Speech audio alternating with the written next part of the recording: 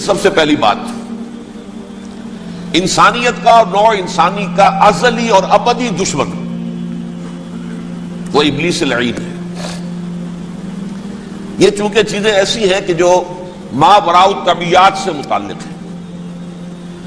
ابلیس جن ہے، جن انویزیبل ورلڈ سے تعلق رکھتا ہے، غیر مرئی جو نظر نہیں آتی۔ فرشتے انویزیبل ورلڈ سے تعلق رکھتے ہیں، غیر مرئی جو نظر نہیں آتی۔ یہ ہم جو ہے اور یہ حیوانات دنیا میں جو ہے یہ مرئی ہے، ویزیبل ہے۔ آج کا عام ذہن جو انسان کا بن چکا ہے، سائنٹزم جسے کہا جاتا ہے، سائنسی نقطہ نظر، اس کا عام لوگوں پر بھی اثر یہ ہوا ہے کہ جو انویزیبل ورلڈ ہے اس کی باتوں کی طرف توجہ نہیں کرتے۔ ہاں عقیدہ تو ہے کہ ہے، جن بھی ہے، فرشتے بھی ہیں، لیکن کوئی ان کی اہمیت ہماری نگاہوں میں نہیں۔ ساری نگاہیں مرکوز ہے visible world, physical world. Meta physics کا تو مضمون بھی اب سمجھ رہے ہیں کہ ختم کر دینا چاہیے، یونیورسٹیز سے فلسفے کے ڈپارٹمنٹس ختم ہو رہے ہیں، کیا ضرورت ہے اس کی؟ اصل شے یہ دنیا ہے، یہ عالم ہے، یہ کائنات ہے، یہ مادہ ہے، یہ حیات انسانی، حیات دنیاوی ہے۔ اس پر میرا جو مارکت الارا مضمون تھا 1967 کے جون میں جو چھپا تھا، اسلام کی نشرت ثانیہ کرنے کا اصل کام، کہ جو عہد حاضر کی جو تہذیب ہے اس کے 3 بنیادی اصول کیا ہیں؟ خدا ہے یا نہیں ہے چھوڑو، اس بحث پہ نہ پڑھو، کائنات تو ہے نا، مادہ تو ہے نا، روح کوئی شے ہے یا نہیں ہے کیا پتا، کسی نے دیکھی نہیں آج تک، لہذا اس کے بارے میں گفتگو کا فائدہ کیا، وقت کا سیاح۔ عالم آخرہ کوئی ہے یا نہیں ہے کیا پتا، کس نے آ کے بتایا مرنے کے بعد، لہذا اس بحث میں نہ پڑھو، یہ عالم دنیا تو ہے نا، اٹس ویری مچ پریزنٹ، لہذا ساری توجہ اس پر صرف کرو۔ تو خدا کے مقابلے میں کائنات پر توجہ، روح کے مقابلے میں مادے اور جسم پر توجہ، حیات اخروی کے مقابلے میں حیات دنیاوی پر توجہ۔ یہ ہے اصل میں کریکس آف دی میٹر، اس تہذیب جدید کا خلاصہ یہ۔ دیکھیے اللہ تعالیٰ نے جو مخلوقات پیدا کی ہیں ان میں ایک تقسیم تو ہو سکتی ہے ذی حیات اور بغیر حیات، جاندار چیزیں اور بے جان چیزیں۔ بے جان چیزیں بے شمار، یہ تمام فلکیات، یہ پوری کائنات، یہ زمین، یہ پہاڑ، یہ شجر و حجر، کیا؟ لیکن ایک ہے جاندار۔ ان جانداروں میں ایک تقسیم ہے، 2 کا تعلق غیر مرئی دنیا سے ہے، انویزیبل ورلڈ سے۔ فرشتے جو دکھائی نہیں دیتے، ان کی پیدائش ہوئی ہے نور سے۔ دوسرے جنات جو انسانوں سے پہلے پیدا کیے گئے، آدم سے پہلے، وَالْجَانَّ خَلَقْنَاهُ مِن قَبْلُ مِن نَارِ السَّمُومِ، جنات کو تو ہم بہت پہلے پیدا کر چکے تھے آگ کی لو سے، وہ بھی نظر نہیں آتے۔ تیسرے انسان اور اس دنیا میں جتنے بھی حیوانات ہیں، ان کا جو مادہ ہے وہ ارض، یہ زمین ہے، یہ مٹی سے بنے، تراب سے بنے، کرسٹ آف دی ارتھ سے بنے۔ اب ان میں ایک تقسیم ہے، ایک وہ ہے، ان تمام میں شعور تو ہے، حیوانات میں بھی شعور ہے، خود شعوری جسے کہتے ہیں سیلف کانشسنس، یہ صرف 3 میں ہے، فرشتہ، جن اور انسان۔ حیوانات میں خود شعوری نہیں ہے، کانشسنس ہے، سیلف کانشسنس نہیں ہے۔ تھوڑی سی بات سے سمجھا دوں آپ کو، میں دیکھ رہا ہوں، آپ مجھے دیکھ رہے ہیں، کتا بھی کوئی یہاں ہوتا تو مجھے دیکھ رہا ہوتا، لیکن کتے کو مجھے دیکھتے ہوئے یہ احساس نہیں ہوتا کہ میں دیکھ رہا ہوں، یعنی کتے کو یہ احساس نہیں ہوتا کہ وہ دیکھ رہا ہے، مجھے دیکھ تو رہا ہے، اس کو میں کا احساس نہیں ہے کچھ۔ میں جب دیکھ رہا ہوں تو میں سمجھتا ہوں میں دیکھ رہا ہوں، میں ہوں کوئی شے جو دیکھ رہا ہوں، یہ خود شعوری ہے، سیلف کانشسنس۔ کسی بھی کام کو کرتے ہوئے اپنے وجود کا احساس، میرا فیصلہ ہے، میری رائے ہے، یہ ہے در حقیقت سیلف کانشسنس، انا، سیلف، خودی۔ یہ حیوانات میں نہیں ہے، یہ ہے صرف ملائکہ، جنات اور انسان۔ اب یہاں مسئلہ پڑ گیا، بڑا پرپیچ مسئلہ۔ اللہ تعالیٰ نے پہلے ثانی ارواح کو پیدا کیا نور سے، پھر ناک سے پیدا کیا، نار سے، آگ سے جنات کو، پھر مٹی سے بنایا، آدم کا حیولہ، اس میں روح پھونک دی، اب آدم بن گئے۔ اعلان یہ کر دیا کہ خلافت عرضی جو ہے وہ آدم کو عطا کی جا رہی ہے. یہ پیش پڑ گیا. اس پر تھوڑا سا اشکال تو فرشتوں کو بھی ہوا. قرآن میں ہے سورہ بقرہ کے 4 رکوع میں اتجعل فیہا من یفسد فیہا ویسفک الدماء ونحن نسبح بحمدک ونقدس لک. پروردگار اس آدم کو تو خلافت دے رہا ہے، زمین کے اندر اختیار دے دے گا، یہ تو فساد کرے گا، خوریزی کرے گا، ہم تیری تسبیح و تحمید میں لگے ہوئے ہیں، جو بھی حکم ہو ارشاد ہو ہم بجا لاتے ہیں، تو ضرورت کیا ہے؟ اس کا جواب اللہ نے دیا انی اعلم ما لا تعلمون. میری مشیت، میری حکمت وہ میں ہی جانتا ہوں، ضروری نہیں کہ تم اس کو شیئر کر سکتے. لیکن یہ جنات میں سے ایک جن تھا عزازیل. اب دیکھیے کہ جنات کو ایک قرب حاصل ہے ملائکہ کے ساتھ. کیوں؟ وہ نور سے پیدا کیے گئے، یہ نار سے پیدا کیے. کتنا قرب ہے دونوں میں. انسان پیدا کیا گیا مٹی سے، مٹی انرٹ ہے، آگ بھڑکتی ہے، اوپر اٹھتی ہے، شعلہ زنگ ہوتی ہے، انرجی ہے اس میں. نور اور نار میں بڑا قرب ہے. اور عربی کے ایک قاعدے سے تو یہ ایک ہی لفظ ہے، مادہ ایک ہی ہے، حروف علت جو ہے ایک دوسرے کی جگہ آ جاتی. یہ قرب ہے. اگرچہ زمین و آسمان کا فرق ہے دونوں. فرشتہ نور سے پیدا کیا گیا ہے، وہ پاک ہے، وہ اللہ کے کسی حکم کی خلاف ورزی کر ہی نہیں سکتا. لا یعصون اللہ ما امرہم ویفعلون ما یؤمرون. وہ جو بھی اللہ تعالیٰ حکم دیتا ہے اس کی کوئی معصیت نافرمانی نہیں کرتے، بلکہ جو حکم لیا جاتا مان لیتے. تھوڑا سا اشکال ہوا تھا، پوچھ لیا، جواب مل گیا، خاموش ہو گئے بس. لیکن عزازیل نامی ایک جن تھا، جو ایک تو جن ہونے کی نسبت سے فرشتوں سے کچھ نہ کچھ مماثلت تھی، قرب تھا. دوسرے یہ علم میں، زہد میں، عبادت میں اتنا اونچا تھا، اتنا اونچا تھا، اتنا اونچا تھا کہ یہ ملائکہ ہی کے صف میں شامل ہو گئے. کس نے علم بغاوت بلند کر دیا جب حکم دیا گیا کہ سجدہ کرو آدم کو. اب یہ دیکھیے کس قدر یہ اہم مضمون ہے. اور آپ سوچ رہے ہیں یہ باتیں آج پہلی مرتبہ ہمیں اس طرح سنائی جا رہی ہیں. یہ باتیں تو علم میں آتی نہیں ہمارے. وجہ کیا ہے؟ آپ کو دلچسپی نہیں ان چیزوں سے. جدید تہذیب نے ان چیزوں کی اہمیت کو زیرو کر دیا. قرآن میں اہمیت کا کیا عالم ہے؟ 7 جگہ یہ مضمون قرآن میں آیا ہے کہ فرشتوں کو ہم نے حکم دیا سجدہ کرو آدم کو، سب نے سجدہ کیا. فسجد الملائکۃ کلھم اجمعون، سارے کے سارے، کل کے کل، سب نے مل کر سجدہ کیا آدم کو. اللہ کے حکم سے فوراً تعمیل کر دی. الا ابلیس ابا واستکبر وکان من الکافرین. ابلیس نے نہیں کیا، انکار کیا، استکبار کیا، گھمنڈ کیا.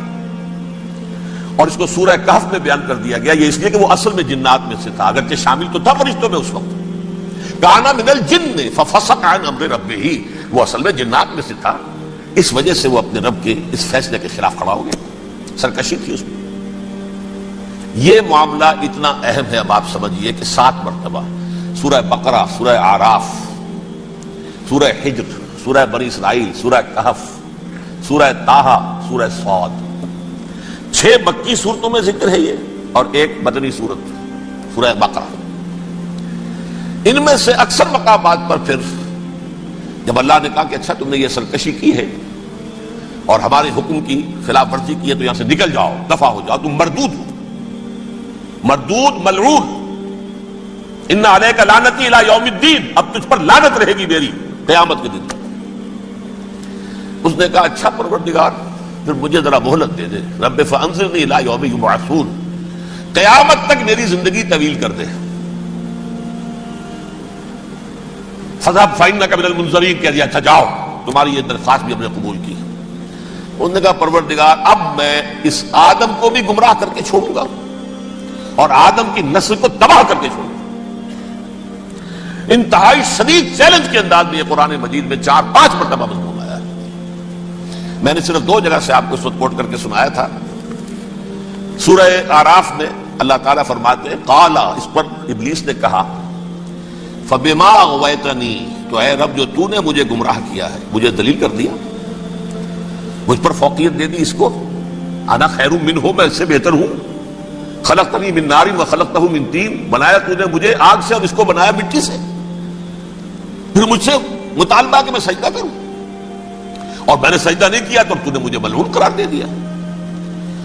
قال فبما اغویتنی لأقعدن لهم صراطک المستقیم، اب میں یہ نسل آدم کے لیے اس کو برباد کرنے کے لیے تیری سیدھی راہ کے اوپر گھاٹ میں بیٹھوں گا، سیدھے راستے پر چلنے نہیں دوں گا۔ ثم لآتینہم من بین ایدیہم، پھر میں ان پر حملہ آور ہوں گا ان کے سامنے سے بھی، ومن خلفہم ان کے پیچھے سے بھی، وعن ایمانہم ان کے داہنی جانب سے بھی، وعن شمائلہم ان کے بائیں جانب سے بھی، ولا تجد اکثرہم شاکرین، اور تو دیکھے گا کہ ان کی اکثریت تیری شکر گزار بندوں پر مشتمل نہیں ہوگی۔ یہ چیلنج تھا، اور ایک چھوٹا سا چیلنج جو سورہ صاد میں آیا ہے، اور یہاں تو اس نے اللہ کے جلال کی قسم کھا کر کہا، قال فبعزتک لأغوینہم اجمعین، اے رب تیری عزت تیرے جلال کی قسم ہے میں ان سب کو گمراہ کر کے چھوڑوں گا، الا عبادک منہم المخلصین، سوائے ان میں سے وہ کچھ لوگ جنہیں تو خالص اپنا بندہ بنا لے، جنہیں تو اپنا بندہ بنا لے۔ مخلص، مخلص نہیں، مخلص یہ مفعول ہے، فاعل نہیں ہے، جسے تو بنا لے۔ بعض لوگوں کو اللہ چن لیتا ہے، هو اجتباکم، تمہیں چن لیا ہے، استفاء اجتباء، وہ بچیں گے جن کو تو اپنی خاص امان میں لے لے گا، باقی میں سب کو گمراہ کر کے چھوڑوں۔ یہ ہے اصل دنیا میں نوع انسانی کا ابدی دشمن، ازلی سے ابدی تک۔ اور اس میں نوٹ کیجئے کہ اس کی اصل بنیاد کیا ہوئی؟ دو لفظ، تکبر اور حسد۔ استکبرا، تکبر کیا، انا خیر منہ، میں اس سے بہتر ہوں۔ یہ ساری بس کی گانٹھ یہی ہے، سب سے بڑی گمراہی کی وجہ یہی ہے۔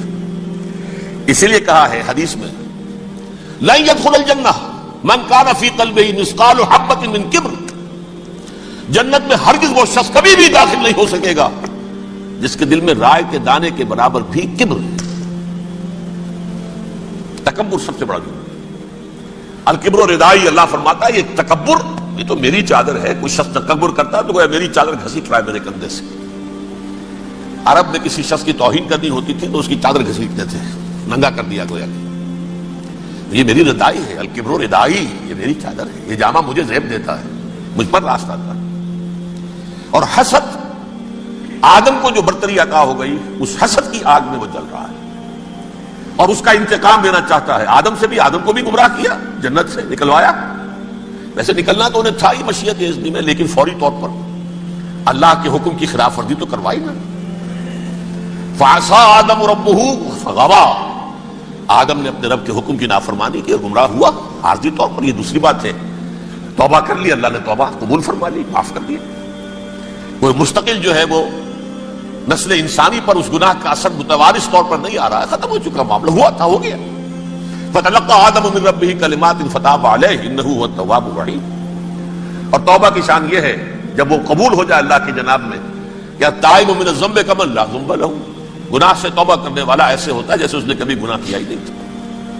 لیکن بارہ کو گمراہ کرنے میں کامیاب ہو گیا، حضرت آدم اور حوا کو بھی، اور نوع انسانی کی عظیم اکثریت، عظیم اکثریت، عظیم اکثریت اس کے داؤ میں آئی ہوئی ہے نہیں۔ کتنے ہیں وہ عباد اللہ المخلصین، الا عبادک منہم المخلصین، کتنے ہیں جو واقعتاً خالصتاً اللہ کے بندے بن گئے، جنہیں اللہ نے اپنا بنا لیا، اپنا قرار دے دیا۔ اب اس کے ساتھ نوٹ کیجئے، اس ابلیس کے ساتھ ایک فوج بھی ہے جسے قرآن مجید میں کہا گیا ہے یہ اس کی پارٹی ہے، حزب الشیطان، یہ اکیلا نہیں ہے۔ ایک تو وہ عزازیل ہے، اس کی طویل ترین عمر اللہ نے دے دی، وہ تو قیامت تک رہے گا۔ باقی بھی جنات جو ہیں ان کی نسل میں سے، جو اس کی نوع میں سے، اس کی نسل میں سے، جنات کی عمریں انسانوں کی عمروں سے زیادہ ہیں، بہت زیادہ ہیں، لیکن پھر بھی اتنی نہیں ہے۔ یہ خاص ہے اس کا معاملہ کہ اس نے کہا تھا رب انظرنی الی یوم یبعثون، مجھے دے دے مہلت اس وقت تک تاکہ میں ثابت کر کے دکھا دوں کہ جسے تو نے یہ خلافت دیا یہ اس کا اہل نہیں ہے۔ Let me prove this point, ولا تجد اکثرہم شاکرین، تو ان کی اکثریت کو شکر گزار نہیں پائے گا۔ وہ ابلیس جو ہے وہ ریکروٹ کرتا ہے اپنے فوجی، اول تو خود جنات میں سے جو اس کے نمبر 1 لشکری ہے۔ قرآن مجید میں اس کا اشارہ دیا گیا ہے، انہ یراکم ہوا وقبیلہ من حیث لا ترونہم۔ دیکھو لوگوں، اے انسانوں، وہ ابلیس لعین عزازیل اور جو اس کے قبیلے کے لوگ ہیں، جنات ہیں، وہ تمہیں وہاں سے دیکھتے ہیں اور تاکتے ہیں اور حملہ کرتے ہیں جہاں سے تم انہیں نہیں دیکھتے. وہ غیر مرئی ہیں، انویزیبل ہے، تمہیں نظر نہیں آتے. ویزیبل دشمن کا وار تو روک لو گے، انویزیبل کا کیسے روکو گے؟ انہو یراکم ہوا وقبیلہ، اکیلا ہی نہیں ہے وہ تو تمہیں تاکتا ہے، تم پر حملہ کرتا ہے، گھات میں لگ کر جو ہے تمہارے اوپر حملہ کرتا ہے، وہ بھی اور اس کے ساتھ اس کے قبیلے کے لوگ جنات بھی، من حیث لا ترونہم، جہاں سے کہ تم انہیں نہیں دیکھتے. لیکن اس کے علاوہ وہ انسانوں میں سے بھی ریکریوٹ، رنگ روٹ، وہ بٹ وہ جو ہے ان کو اپنے پاس رکھتا ہے فوج کے اندر. جس کی سب سے بڑی مثال کیا ہے؟